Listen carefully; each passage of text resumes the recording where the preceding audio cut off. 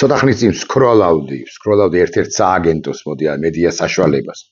აი მაგალითად ამ სააგენტოს ხმას ჩაუწიოთ თქვენის ნებართვით, აი ბოლო ინფორმაცია 3 წუთის წინ გამოქვეყნებული შვედეთის საგარეო საქმეთა მინისტრს თქმობს, რომ ბოლო 1 წელია მამაცი ქართველები აგრძელებენ მშვიდობიან დემონსტრაციებს ძალადობის დაპატიმრებებისა და მზარდი რეპრესიების მიუხედავად. ძალიან დიდი მადლობა უნდა გადავუხადოთ სრულიად ადეკვატურ მინისტრს, საგარეო მინისტრს შვედეთის. შემდგომი ინფორმაცია არის ბანდიტი დიმიტრი სამხარაძის ციტირება უკრაინა გვისწრებს, გამოეთრია ახლა პავლიკა, ასე მიმართავს დიმიტრი სამხარაძე პაվել ხერჩინსკის და საქართველოს მოსახლეობას ბოდიში მოუხადე. შენი ბოღმისთვის, ქართველების ზიზღისთვის, ტყუილებისთვის და ასე შემდეგ. აღარ ჩავიკითხოთ ბოლომდე. შემდგომი ინფორმაცია ძალიან საინტერესო. ლუკოილ ჯორჯია აი ბევრგან როა, არ ვიცი რამდენი ბენზოგასამართი სადგური აქვს, სიმართლე გითხრათ, არ ვიცი. მოკლედ ლუკოილ ჯორჯია აღარ იღებს ბარათებს გარდა კორპორატიული ბარათებისა. ის კორპორატიულ ბარათებს ავსებ, როდესაც ოფისში, ცენტრალურ ოფისში მიდიხარ, აბა ისე ვინ მივა ჩვენში დარჩეს ამ ცენტრალურ ოფისში. მოკლედ ლუკოილ ჯორჯიას ბრუნვა შემცირებულია, რასაკვირველია. მე მგონია რომ მოუწევთ მის მფლობელებს წილების დათმობა გარკვეული პერიოდის შემდეგ. ეს კი ყველაფერი კავშირშია იმასთან, რომ ამერიკის შეერთებულმა შტატებმა დაასანქცირა ლუკოილი და როსნეფტი და მათ შორის საქართველოში, თბილისში ან ბათუმში, ქუთაისსა თუ თელავში არსებულ ბენზოგასამართ სადგურებსაც კი უჭირთ, მარტო ქეშს თუ იღებენ, ანუ ნაღდ ფულს. კიდევ სკროლავთ, მოვდივართ 24 საჯარო სკოლაში კვების ობიექტს რაღაც ჰიგიენური ნორმების დარღვევისთვის საწარმოო პროცესი შეუჩერდა 24 სკოლას. მე არის უკრაინის კონტრჩეტევა რუსეთზე გავამხელო, ეს არის მთავარი ტელეკომპანია მთავარის ბაზაზე არსებული მედია ონლაინ საშუალება. მე არის ქუთაისში ტყიბულის ქუჩაზე 2 საცხოვრებელ სახლს ცეცხლი გაუჩნდა, ცუდი ამბავია, რასაკვირველია. მე არის რუსეთის მთავარ კოსმოსურ ბაზაზე ხომალდ საიუზ MS-28-ის გაშვების შემდეგ ძირითადი ასაფერი პლატფორმა დაზიანდა. იმ რუსებს ხო კატასტროფა აქვთ ეს ტექნოლოგიები და ამჟამად მიმდინარეობს გაშვების კომპლექსის მდგომარეობის შეფასება, ნათქვამია სააგენტოს გავრცელებაში. მე არის ორბანი, რომელიც ისიც თქვენ რომ მოსკოვში ჩავიდა უკაცრავად, უნგრეთის პრორუსი პრემიერი პუტინს შეხვდება და უნგრეთისათვის ნავთობისა და გაზის მიწოდებაზე ისაუბრებს. ორბანი ტროვას ცხენია ევროპის კონტინენტზე, მე მაინც იმედს ვიტოვებ, რომ 2026 წელს ორბანის მმართველობა ამ არაჩვეულებრივ ქვეყანაში ჯერ კიდე 56 წელს დაუპირისპირდა საბჭოთა კავშირს და რომელსაც ამ პროტესტის დიდი ისტორია აქვს. მე მაინც იმედს ვიტოვებ, რომ ტროვას ცხენი ორბანის მმართველობა 2026 წელს დასრულდება. ის მოკავშირეა პუტინისა, ორბანი, უნგრეთი მოკავშირეა რეალურად ინტერესების გამტარია რუსეთისა და ეს ძალიან ცუდია. მე არის უკრაინელები რუსეთში სარატოვის ნავთობგადამამუშავებელი ქარხანა, საკის აეროდრომი, დონეცკისა და ლუხანსკის ოლქებში ცოცხალი ძალის კონცენტრაციის ადგილები და საწვავის საწყობები რომ დაბომბეს დღეის მდგომარეობით. ვაგრძელებთ. მე არის პაპუნა ჯანელიძე, ყოფილი მინისტრი, საგარეო მინისტრი კვირიკაშვილის პრემიერობისას ჩვენი ქვეყნისა. საქართველოს დაშორება ევროკავშირთან და ევროპულ ღირებულებებთან დაჩქარებული ტემპით მიმდინარეობს. ქართული ოცნება მეტად იკეტება საკუთარ თავში და შორდება მოსახლეობის ნებას. უნდა შევაქოთ ბატონი ჯანელიძე ამ არაჩვეულებრივი, მას საერთოდ ახასიათებს, კარგი პოსტები აქვს. ის არ არის ეხლა მაინც და მაინც ოპოზიციის ლიდერი, არ ვიცი სად მუშაობს, სიმართლე გითხრათ, თუ არსებობს რაღაც საერთაშორისო ორგანიზაციაში, მაგრამ თამამი კაცია და ეს უნდა შევუქოთ ბატონ ჯანელიძეს. უკვე შემდგომ არის პუტინის ადმინისტრაციის ყოფილი მოადგილე დიმიტრი კოზაკი პოსტზე დატოვებამდე პუტინს წერილი გაუგზავნა, სადაც ის უკრაინაზე რუსეთის თავდასხმას აკრიტიკებდა. ინფორმაციის მასიას რუსული დამოუკიდებელი სააგენტო აგენტство ავრცელებს. სააგენტო ინფორმაციით კოზაკი წელში უკრაინაზე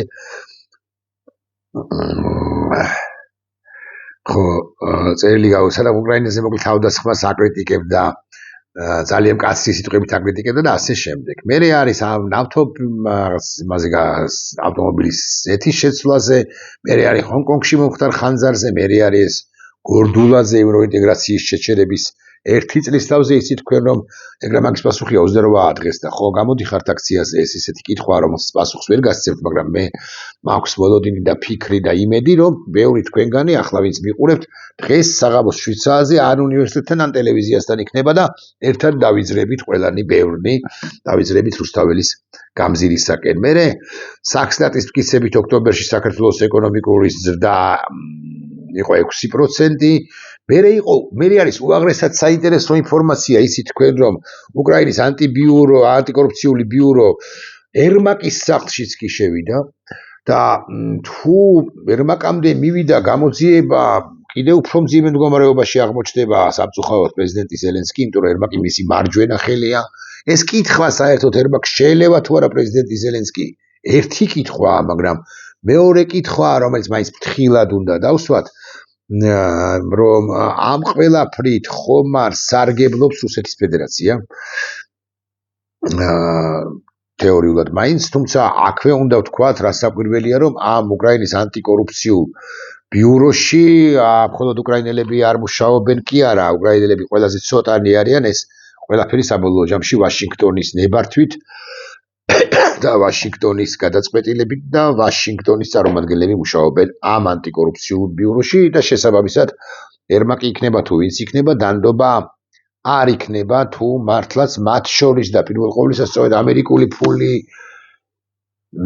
ეს იყო და ვიხმარო შეჭაბეს უკრაინაში სამწუხაროდ ეს მით უფრო რთულია, როდესაც ჩვენთვის ეს არ არის გასაკვირი ფულის ჭაბა, მაგრამ როდესაც ქვეყანა ომშია და ხელს ითბობ, ვინც არ უნდა იყო, მაინც და მაინც ერმაკისკენ არ მივყავს სხვადასხვა საუბარი, ვინც არ უნდა იყო, ეს ომში მყოფი ქვეყნის პრაქტიკულად ღალატის კორუფცია ხო ისედაც მძიმე ამბავია, მაგრამ მერე არის შერმადინი, მერე არის კახა კალაძე, რომელიც გერმანიის ელჩ ფიჩერზე ამბობს იმას, რასაც ამბობს. მერე ისევ კახა კალაძე, რომელიც იცავს შერმადინს და ამათ ერევათ ჩვენ შერმადინს როგორც კალადბურთელს, არ ვიცი, მამარდაშვილს როგორც ფეხბურთელს არ ვაკრიტიკებთ, ცხადია, ჩვენ ვიყავით ვართ და ვიქნებით ქართული სპორტის კომაგები, ვინც ის იქნება უფრო ძლიერი კომაგების ვიდრე კალაძე ან რომელიმე ბანდიტია. იმიტომ რომ ჩვენ ვქომაგობდით და ვქომაგობთ საქართველოს ნაკრებებს სპორტისა და სხვა სახეობაში, მაშინაც კი როცა ისინი მარცხდებოდნენ. მაგრამ ეს იმ შემთხვევაში და იმ დაშვებით, როცა საქართველოზე ვლაპარაკობთ, როდესაც ვლაპარაკობთ სამწუხაროდ საქართველოს დე-ფაქტო ხელისუფლებასთან ალიანსში მყოფ პირებზე, შერმადინზე ასე მაგალითად, რომელიც უნდა თუ არ უნდა ალიანსში მყოფი გამოდის, იმიტომ რომ მან აღასრულა ნება ფედერაციისა, კალათბურთის ფედერაციისა ან პრემიერ-მინისტრის აპარატისა და აქო და შეაქო პრემიერ-მინისტრი ბანდიტი, რომელიც შესაქმები არ არის და რატოა შესაქმები კალათბურთს თუ მიეხმარა ირაკლი კობახიძე, ეს არ ნიშნავს იმას, რომ ის შესაքի კაცია, ის არის კაცი, რომელიც რეპრესიების, საქართველოში არსებული რეპრესიების ერთ-ერთი მთავარმოთავეა და სულ რომ კალათბურთში დიდი ინვესტიცია განახორციელებინა საქართველოს მთავრობას წოდებულს, არც არაფერს ცვლის. მოკლედ მე ამ სკროლვაში ჩავდივარ და ერთ ამბამდე უნდა მივიდე. თბილისის აქციის პარალელურად ემიგრანტები ევროპის 17 ქვეყანაში და 27 ქალაქში გამართავენ აქციებს, ისევ ერმაკზე ინფორმაცია, ხატია დეკა ნოიძე, ნინო წილოსანზე და შალვა პაპუაშვილზე, ნინო წილოსანს რაღაც სისულელე უთქვამს, ტყუილი რასაკვირველია, იმასთან დაკავშირებით, რომ თურმე ჩვენ გვავალდებულებენ თუ გვაიძულებენ ერთსქესიანთა ქორწინებას, დღის წესრიგშიც არ დგას ეს საკითხი. მერე არის ტრამპი, ეს გსთაობაზე ინფორმაცია, რომ სამუდამოდ შევაჩერებო, ამბობს 47 პრეზიდენტი მიგრაციას მესამე ქვეყნის სამყაროს ყველა ქვეყნიდან და ასე შემდეგ, მერე არის ქართველი დიპლომატების განცხადება, ერთი წელი ეს კარგი დიპლომატები, დამდვილი დიპლომატებია, ვინც ძალიან სუხს იმის თაობაზე, რომ ჩვენი ევროინტეგრაცია შეჩერდა გასული წლის სწორედ 28 ნოემბერს და ასე შემდეგ და უამრავი ინფორმაციას აი ესე ვსკროლავდი და არ ვიცი ხა ეს რიგით მე რამდენი ინფორმაცია დიპლომატების განცხადება და ამის შემდგომ წავაწყდი ინფორმაციას, რომელზეც მინდა რომ გესაუბროთ. ეს არის ქალბატონი ქვრივიშვილი, ვიცე-პრემიერი, ეკონომიკის მინისტრი, რომელიც ისი თქვენ ერთი ხანობა ტურიზმის სააგენტოს ხელმძღვანელი იყო. და ისიც იცით რომ ქალბატონი ქვრივიშვილი პრაქტიკულად თარჯიმანი იყო, როდესაც ჩვენ ბიზნა ივანიშვილს ჩვენ რა სტუმრობდა უმაღლესი დელეგაცია საემიროებიდან და როდესაც ლაპარაკი იყო ინვესტიციებზე, იმხანად ჯერაც ბევრს ეგონა რომ 6.6 მილიარდის ინვესტიციას გააკეთებდნენ ამ ქვეყნიდან საქართველოში, თუმცა მერე გამოხდა ხანი და აღმოჩნდა რომ საქართველოს მილიარდზე მეტ ინვესტიციას აკეთებს, უფასოდ პრაქტიკულად უთმობს რა MR ჯგუფს კი არა Eagle Hills ამ ტერიტორიას კრწანისსა და გონიოში, ხოლო ისინი ინვესტიციას კი არ ახორციელებენ 6.5 მილიარდის ოდენობით, არამედ ამ მიწაზე აშენებენ სახლებს, რომლებსაც გაყიდიან. მყიდველი ვინ იქნება ღმერთმა უწყის, მე არ მინდა რომ ქსენოფობიური ან შოვინისტური განცხადებები გავამივიდეს ახლა, ღმერთმა უწყის მაინც ვინ იქნება მყიდველი და საბოლოო ჯამში ეს ყველა კვალიფიციური პირის მტკიცებით, ეკონომისტების პირველ ყოვლისა, ფინანსისტების პირველ ყოვლისა ეს არის დიდი აფიორა, რომლის შედეგადაც ბიზნა ივანიშვილი თავის კუთვნილ წყალებში 200-300-400 მილიონს ჩაიჯიბებს სხვადასხვა მაქინაციებით, რომელთა შესახებაც მე ახლა ვერ დაგესაუბრებით, იმიტომ რომ უაღრესად სპეციფიკური თემაა და გაცილებით უკეთ ხსნიან ამას ფინანსისტები, ეკონომისტები და პირები, რომლებიც ბიზნა ივანიშვილის მაქინაციებში უფრო გარკვეულნი არიან. მაგრამ აი ქალბატონი ქვრივიშვილზე ვსაუბრობთ ახლა ჩვენ. ქალბატონი ქვრივიშვილი ამბობს, ანაკლიის პორტზეა გაგიგვირდებათ და ეს მისი განცხადება პროექტის ამოქმედების შემდეგ ანაკლიის ნავსადგური პირველ ფაზაში 2029 წლისათვის 600,000 ტეუმდე, ხოლო მეორე ეტაპზე 2035 წლისათვის მინიმუმ 1 მილიონ ტეუმდე 20 ფუტის ეკვივალენტური ერთეული დაამუშავებს, რაც საქართველოს საშუალებას მისცეს გახდეს შავი ზღვის რეგიონში მთავარი ჰაბი ცენტრალური აზიის ტვირთებისათვის და ეს ტყუილია. ტყუილია მე გეტყვით მათ შორის 29 წლისათვის რომ 600,000 დაამუშავებს 600,000 ტეუმდე ანაკლიის პორტი, იმიტომ რომ 29 წლისათვის ამ ტემპებით უბრალოდ ვერ მოესწრება ანაკლიის პორტის აშენება მთელი ინფრასტრუქტურის, მისი პირველი ფაზის და პირველი ფაზის ინფრასტრუქტურის გამართვა, ეს აქვე ვთქვათ, იმიტომ რომ პრაქტიკულად ახლა ამდენიც არ უნდა ილაპარაკოს ქალბატონ ქვრივიშვილმა არანაირი სამუშაო ანაკლიაში არ მიმდინარეობს. ნიჩაბი რა არის? არა, ნიჩაბი ალბათ ჩარტყმული აქვს, მაგრამ ისეთი სერიოზული სამუშაოები ანაკლიაში არ მიმდინარეობს. არც ჩინური, მით უფრო ჩინური, რომელსაც 59% აქვს ისი თქვენ ანაკლიის ახალგადანაწილებაში, პორტის ახალგადანაწილებაში და არც სახელმწიფოს მხრიდან სახელმწიფოს გაგიკვირდებათ და მათ შორის იმიტომ ვერ ახერცოლებს სამუშაოებს სახელმწიფო 51%-ის მფლობელი, რომ მას ფული როგორც ასეთი არ აქვს. მაგრამ ამასაც დავანებოთ თავი. 600,000 ტეო ბევრია თუ ცოტა, ამაზე ვილაპარაკოთ და ასევე ვილაპარაკოთ 2035 წლისათვის 1 მილიონ ტეუმდე რომ გაიზრდება ტვირთბრუნვა. და ელემენტარულად ვიკითხოთ ჩვენ რისთვის ვაშენებდით ან ვაშენებთ თუ ვაშენებთ საერთოდ ანაკლიის პორტს. მე ეს კითხვა მინდა დავსვა. მე პერსონალურად მეგონა და ასეც არის, რომ ჩვენ ანაკლიის პორტს ვაშენებდით, რომ ის ყოფილიყო არა მხოლოდ ღირსეული კონკურენტი სხვა რომელიმე პორტისა, შავ ზღვაზე არსებულისა, აქ მსხვილ პორტთან აქვს საქმე ჩვენ საბოლოო ჯამში რუსეთის ტერიტორიაზე, ეს არის უმსხვილესი ნოვოროსიისკის პორტი და ერთგვარად მსხვილი ტამანის პორტი. არამედ იმისთვის ვაშენებდით, რომ მათ შორის, ნახეთ ციფრებს და რიცხვებს უზარმაზარი მნიშვნელობა აქვს, მათ შორის ეს პორტები და პირველ ყოვლისა ნოვოროსიისკის პორტი კი არ მხოლოდ კონკურენტი კი არ ყოფილიყო ჩვენი ან ჩვენ კი არ ყოფილიყავთ მისი კონკურენტი, არამედ ამ კონკურენციაში ჩრდილოეთ მარშრუტი როგორც ასეთი, რომლის ბოლო წერტილიც არის სწორედაც რომ ნოვოროსიისკი, ეს ჩრდილოეთ მარშრუტი ჩაენაცვლებინა ან დაემარცხებინა შუა დერეფნის მარშრუტს გამავალ საქართველოს. აქვე ვიტყვი, რომ რკინიგზის ინფრასტრუქტურის მოწესრიგების, მეცაც გეტყვით, რკინიგზის სრული პრივატიზაციის გაყიდვის, ასე რომ ვილაპარაკოთ, გარეშე და მოდერნიზაციის იქ ცალკე ინვესტიციებია განსახორციელებელი პრაქტიკულად არაფრის მაქნისი ან ბევრი არაფრის მაქნისი იქნება თუნდაც ასეთი ანაკლიის ღრმაწყლოვანი პორტი, რომელიც აკითხავთ რომ არც შენდება მეთქი, მაგრამ ქალბატონ ქვრივიშვილის ენას ძვალი ხომ არ აქვს და მის ამორჩეველს პირველ ყოვლისა აბოლებს იმით რომ თითქოს 29 წელს ეს სპორტი დასრულდება და 600,000 ტეუს, ხოლო 35 წელს 2035 წელს მინიმუმ მილიონ ტეუს მიიღებს ტვირთისა. ეხლა ვილაპარაკოთ რა თომ გვჭირდება კიდევ ერთხელ ვილაპარაკოთ ჩვენ ანაკლიის ღრმაწყლოვანი პორტი და ახლა მე გეტყვით რამდენ მილიონ ტონას ამუშავებს ნოვოროსიისკის პორტი სწორედ 35 წლისთვის, ანუ დღეიდან და 10 წლის თავზე იმ დაშვებით თუ რუსეთს 10 წლის თავზე მაინც მოიხსნება სანქციები, ანუ ჩრდილოეთ დერეფნის თავარ პორტს, რომლის ბოლო დანიშნულების წერტილი არის სწორედაც რომ ტამანის პორტი ან ნოვოროსიისკის პორტი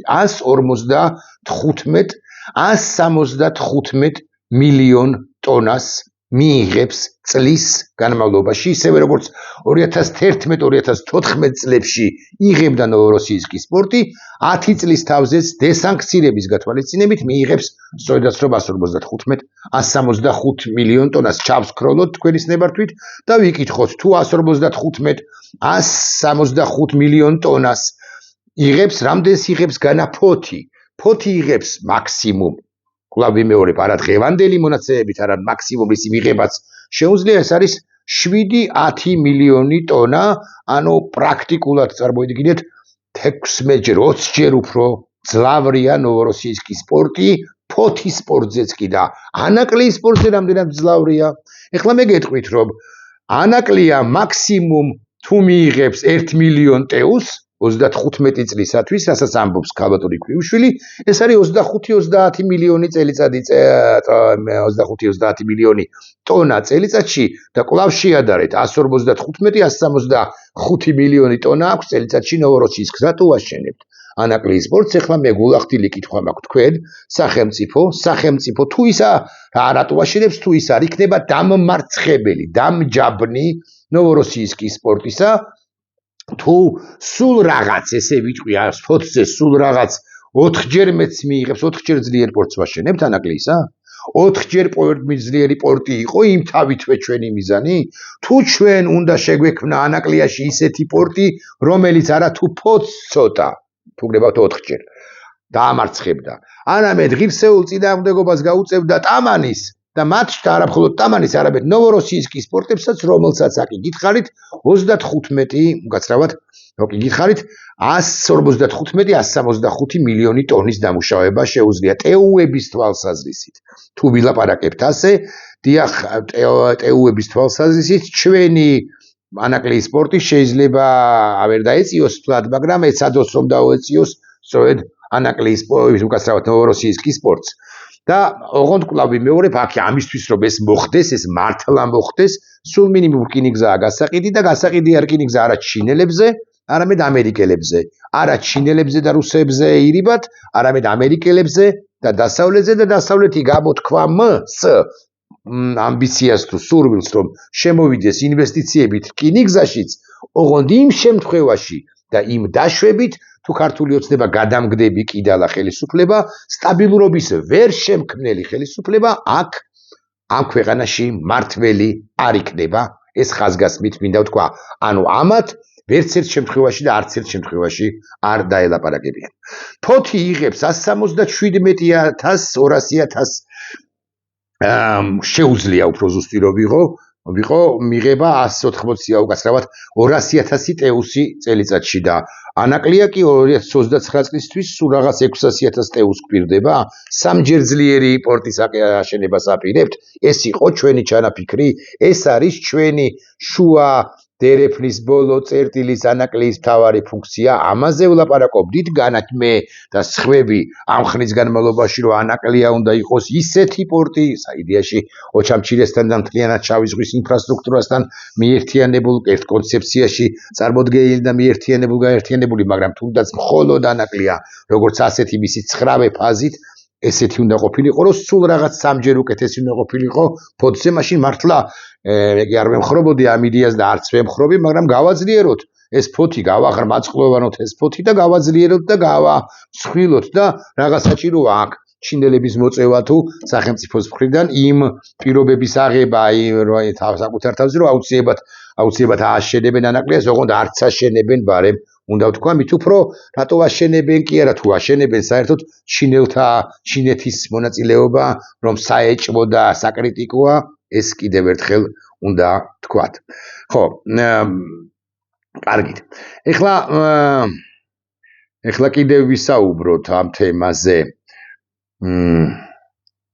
ხო, რომელი პორტები მე უბრალოდ შედარებისთვის მინდა. ხო გახსოვთ ეს რიცხვი, რომ 2035 წლისთვის მე არ ვამბობ ამას, მარიამ ქრივიშვილი ამბობს, 2035 წლისათვის საქართველოს სანაკლიის სპორტი გაატარებს 1 მილიონ ტეუს. და ეს არის ამდენი და ამდენი მილიონი ტონა. კიდევ ერთხელ ჩავხედოთ, მოდის ვიხდი, ესე იგი სუსტად რო ვილაპარაკოთ, ამდენი და ამდენი, ანუ ეს არის დაახლოებით ეს არის, ესე იგი 25-30 მილიონი ტონა, 25-30 თუნდაც მილიონი ტონა 2035 წლისათვის. ახლა არ გაინტერესებთ სოფლიოს წამყვანი პორტები, უმსხვილესი პორტები რამდენ ტეუს იღებენ, ვის ვეჯიბრებით მეთქი და მე მართლა მინდოდა რომ არა, რასაკვირველია, ძალიან რთული იყო უმსხვილეს პორტებთან შეჯიბრი, უმსხვილესი პორტების დამარცხება, მაგრამ ნოვოროსიისკის დამარცხება კი მინდოდა რასაკვირველია, რომელიც დღემდე რჩება უმსხვილეს პორტად, მიუხედავად იმისა, რომ მათ შორის კლიმატური პირობების გამო ნოვოროსიისკის პორტი 12 თვის განმავლობაში გარკვეული პერიოდი 3-4 თვე მაინც სრულად ვერ მუშაობს, მას უზარმაზარი პოტენციალი მაინც აქვს და მე მინდოდა იმ თავით რომ სანაკლიას ხომაგობდი, გულშემატკივრობდი, ლობირებდი და ასე შემდეგ, რომ ეს ყოფილიყო აღაიბით უბედეს, რომ კლიმატური პირობები შეგვიწყობს და გვიწყობს ხელს, ეს ყოფილიყო მთლიანად ჩამნაცვლებელი დასავლეთისთვის ნოვოროსიისკის პორტისა. ეხლა მე გეკითხებით, როგორ გონიათ, რომელი პორტი არის ყველაზე მსხვილი? ეს არის, ნახეთ, პორტ შანხაის პორტი. შანხაის პორტი, ესენი ხო ამბობენ 600,000 ტონაზე, 600,000 ტეუზე და მაქსიმუმ 1 მილიონ თუ მინიმუმ 1 მილიონ ტეუზე. როგორ გონიათ, შანხაის პორტი რამდენს ატარებს წლის განმავლობაში? დაახლოებით 60 მილიონ ტეუს ატარებს შანხაის პორტი. წარმოუდგენელი მასშტაბი, ანუ 60 ჯერ დიდი არის და იქნება შანხაის პორტი, არც არის ეს გასაკვირი, მაინც და მაინც ეს არ უნდა დავამარცხოთ, ეხა კონკურენციაში ვერ შევალთ ჩვენ შანხაის პორტთან, რომელიც უმსხვილესია, მაგრამ უბრალოდ მე მასშტაბი მინდა წარმოიდგინოთ, რამხელაა შანხაის პორტი და ნოვოროსიისკის პორტთან შედარებითაც კი რამხელაა და რამდენად მასშტაბურია. შანხაის ვერ გაეჯიბრები, მაგრამ ხო შეიძლება რომ ნოვოროსიისკი დაამარცხო. როტერდამის პორტი ხო არ არის და არც შეიძლება იყოს შანხაის პორტი, მაგრამ ის ატარებს დაახლოებით 14-15 მილიონ ტეუს. ჩვენი მაქსიმუმი ქალბატონი ქრივიშვილის თქმით ისიც 2035 წელს, ანუ ამ ტემპებით დას ვერ ივლიან ესენი, მაგრამ მისი პროპაგანდისტური მესიჯი ამგვარია, რომ 35 წელს იქნება 1 მილიონი ტეუ, როდესაც როტერდამის პორტის გამტარუნარიანობა ტეუს თვალსაჩინო არის 14-15 მილიონი ტონა. ამდენივე ოდნავ ნაკლები 14 მილიონი, 3.5 მილიონი არის ანტვერპენისა და ბრიუგეს პორტების გამტარუნარიანობა, ესე იგი, ზუსტად რომ ვთქვათ, 13.5 მილიონი ტეუ და ასე შემდეგ. რას აკეთებს საქართველოს დე-ფაქტო ხელისუფლება? ის ჯერ ერთი ვერ აშენებს. ჩინელებს ერთი ნიჩაბიც კი არ ჩაურტყამთ თუ დაურტყავთ ანაკლიაში. საერთოდ ჩინელების მონაწილეობა ამ პროცესში ძალიან საეჭვო, სათუო და საკრიტიკოა, იმიტომ რომ ესოდენ მნიშვნელოვანი თუ არის ეს სტრატეგიული პორტი ანაკლია, ჩვენ გასაკვირველია დასავლელების და კონკრეტულად ამერიკელების ფულით უნდა აგვეშენებინა. ორი კომპანია ამერიკული უკვე არსებობდა ხაზარაძის პირობებში ანაკლიაში, ეს არის კონტი ჯგუფი და ეს არის SSA მარინი და სხვებიც გამოთქვამდნენ მინიმუმ 2 კომპანია, აქედან ერთს დავასახელებ, ეს არის Cerberus-ი, გამოთქვამდნენ სურვილს, რომ შემოსულიყვნენ ეს კიდე 2018-2019 წლებში, ოღონდ დააპაშოლა უკაცრავად სიტყვისთვის, ანუ გააგდო ივანიშვილის და ფორმალურად კი იმ ხანად გახარიას თავრობამ Cerberus-ი და არც მიიღო, მეთქი ასე ვიტყვი. ეს რომ ვიცოდეთ პარე. მაგრამ ჩვენ ანაკლიის სპორტს და ესე იყო ჩაფიქრებული თავიდანვე უნდა აგვეშენებინა ეს ანაკლიის სპორტი ისეთი უნდა ყოფილიყო, რომელიც არა შანხაის კონკურენციას შანხაის ვერ დაედრებოდა, მაგრამ ნოვოროსიისკის სპორტს არა მხოლოდ უნდა შედარებოდა და დაადარებოდა, არამედ ის როგორც ასეთი ტვირთბრუნვის თვალსაზრისით უნდა დაემარცხები და მასზე უნდა უკეთესი უნდა ყოფილიყო მრავალი კომპონენტი. გამოდის რომ უკეთეს შემთხვევაში ჩვენი ტონაჟით თუ ვილაპარაკებთ, ჩვენი ანაკლიის სპორტი ამ ტემპებით ჩინელების მიერ ჩინელების მფლობელობაში, თანამფლობელობაში არსებული სპორტი იქნება, ხო, გითხარით დაახლოებით ესე იგი 165 და აქ 30, ხო? 145 ჯერ უფრო მცირე ვიდრე ნოვოროსიისკის სპორტი.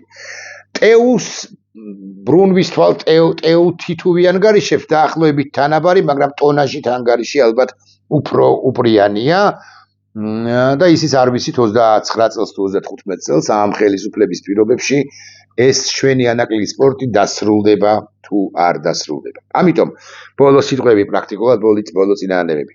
გარდაულა